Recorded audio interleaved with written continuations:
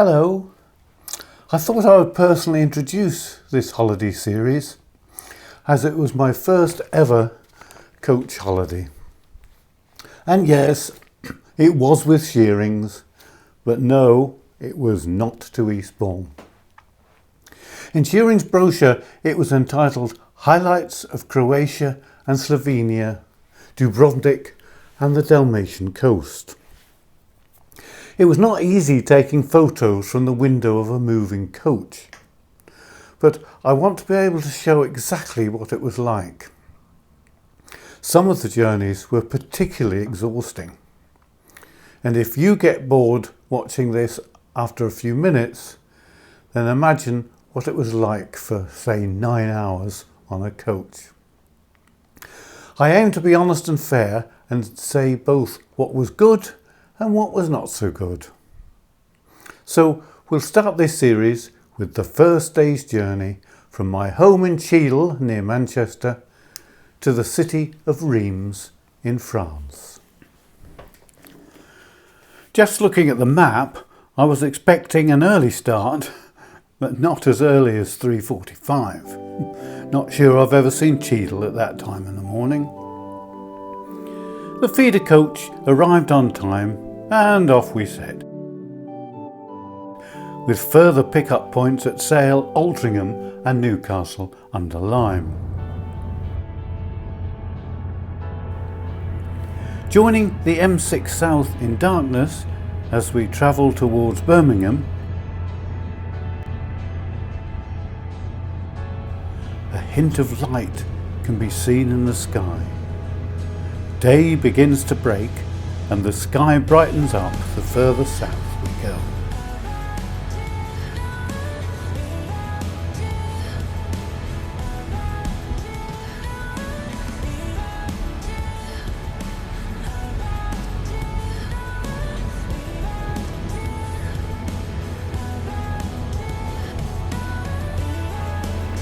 By the time of our final pickup at Birmingham International Station, the sun had fully risen and we stopped at Corley Services near Coventry for a stretch of legs, where a pied wagtail was happily picking up bits of fruit.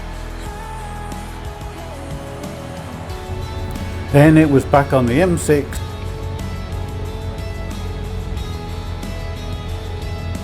down the M1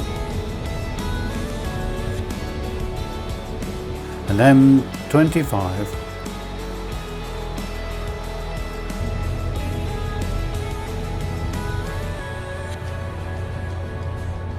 over the Thames at the Dartford crossing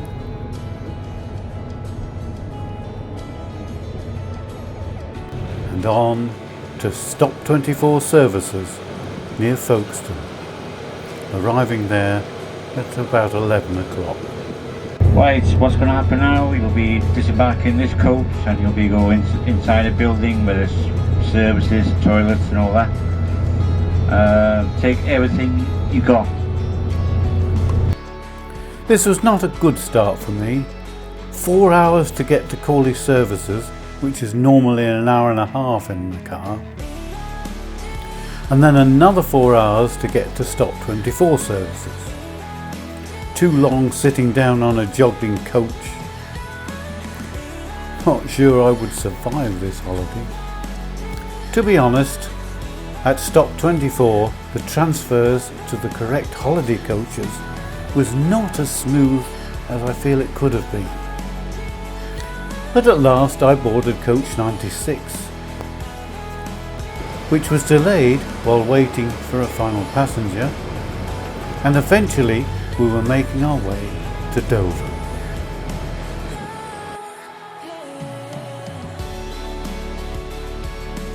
Arriving at the ferry terminal.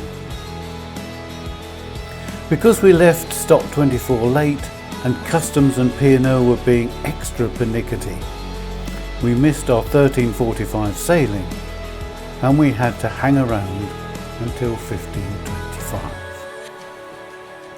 I was really getting quite frustrated by this time. I realised we wouldn't get to Reims until after dark, and I so wanted to see Reins Cathedral. Anyway, I took a few pictures while waiting. I particularly liked the ghost-like appearance of an incoming ferry.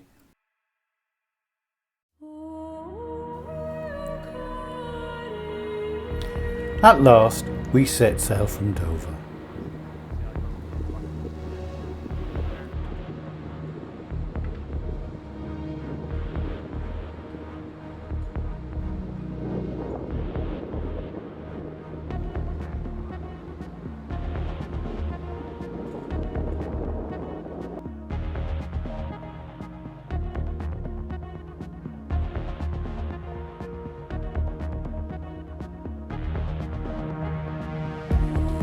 And headed towards Calais.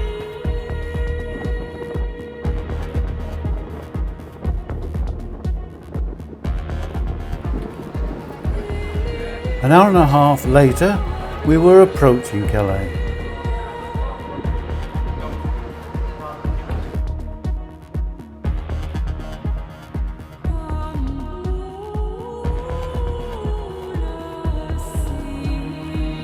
And at last, the coach was on French soil, heading towards Reims on the A26. The scenery was mostly very flat arable land, with the odd old slag heap from a long closed mine.